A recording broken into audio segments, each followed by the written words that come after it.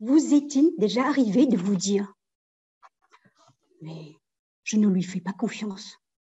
Et Richard, là, il ne me dit pas tout, au fait. » Et vous est-il déjà arrivé d'entendre « Mais ne sois pas naïf, c'est du business. Méfie-toi des intentions cachées de ton supérieur. » Au fait, si vous avez entendu une de ces phrases, il est fort à parier que le niveau de confiance de la relation que vous avez avec votre interlocuteur ou dans l'organisation en question ne soit pas élevé. Est-ce normal? Pourquoi faut-il cultiver la confiance? Au fait, ce qui se passe, c'est qu'il faut bien la cultiver. Premièrement, nous vivons dans un monde en changement perpétuel. On entend déjà parler de VUCA, vulnérable, uncertain, complexe et ambigu. Il n'est pas possible de tout prévoir, de tout anticiper.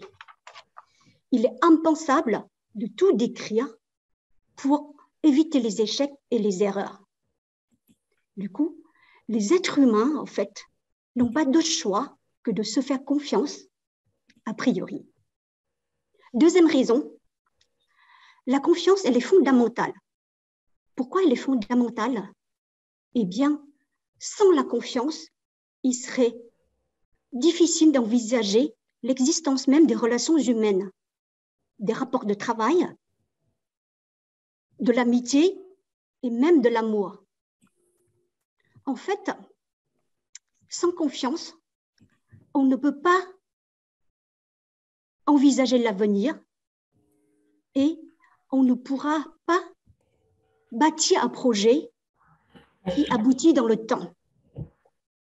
En d'autres termes, le prix de la confiance est bien plus profitable à vous et aux organisations que le coût de la défiance. Vous avez bien entendu, le coût de la défiance. Alors, cela étant dit, comment on fait? Aujourd'hui, avec l'humilité, je vais partager avec vous une manière de modéliser cette confiance via une équation mathématique. Selon vous, quels sont les éléments de cette équation?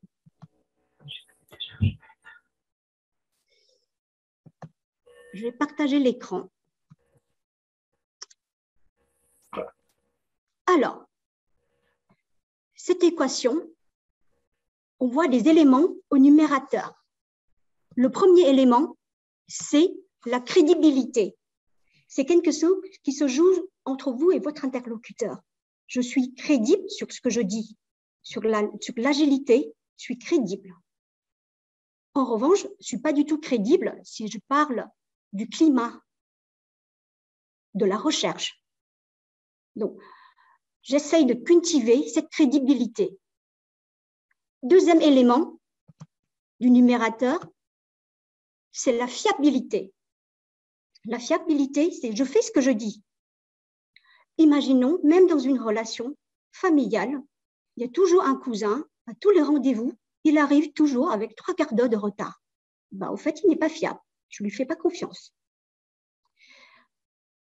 Et enfin, le dernier élément du numérateur, c'est la proximité. La proximité, c'est quelque chose d'informel, en fait. C'est le réseau, c'est le café que vous prenez avec votre interlocuteur, les nouvelles que vous prenez de lui, au-delà de la relation professionnelle. Donc, vous voyez, ces trois éléments, c'est une multiplication. Donc, si un des éléments est égal à 0, eh bien, il n'y a pas de confiance. Ensuite, qu'est-ce qui se joue au dénominateur? Au dénominateur, il y a ce qu'on appelle l'agenda personnel. C'est l'intérêt caché finalement, c'est l'intérêt personnel. Imaginons aussi que vous travaillez bien. J'avais accompagné un manager, il me dit, c'est étonnant, j'avais confiance à un père, il est crédible, il est fiable, je me sens proche de lui, pour autant je ne suis pas à l'aise. Au fait, peut-être que son collègue, il a les dents qui rayent le parquet. Peut-être que consciemment ou inconsciemment, ils seront évalués à la fin de l'année de la même manière, ils sont concurrents sans le savoir ou sciemment. Et du coup, du moment que c'est explicite, que je dis la raison pour laquelle j'ai envie de faire cette conférence, et c'est OK pour mes autres, et vice-versa, et on est dans une relation authentique et transparente. Et donc, cette équation, c'est quelque chose de dynamique.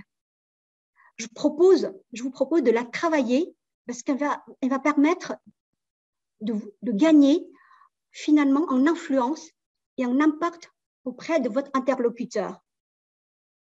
Donc, confiance est égale à la crédibilité fois la fiabilité fois la proximité, tout ça divisé par l'agenda personnel. Si l'agenda personnel est égal à 0, l'équation est impossible.